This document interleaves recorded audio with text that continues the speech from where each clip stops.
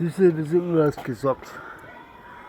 Hast du gehört, da Villa Reeper schleicht sich gleich eine Maid an und ist super freundlich und wollte irgendwas nicht.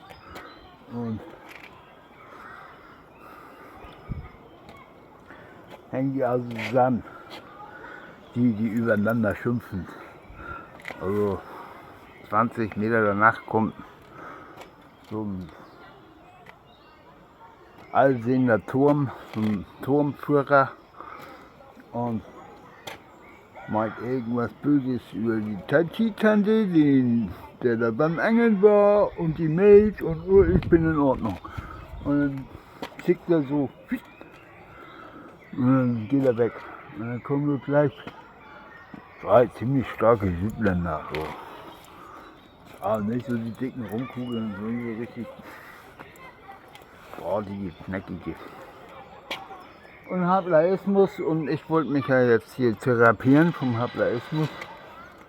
Hörst du wieder, die kommen wieder vorbei und sagen, der hat hier einen Low-Kick gewonnen. Soll ich jetzt drüber nachdenken und seine Heiligkeit sehen oder was? Oder werde ich davon ein wenig sauer? Und die mögen sich nicht. Die sagen sich irgendwie Nordfisch und Südländer und die haben sich voll am Segel. Ich bin da ganz neutral. Also das meinte ich mit den Dieben, dass ich das nicht verstehe.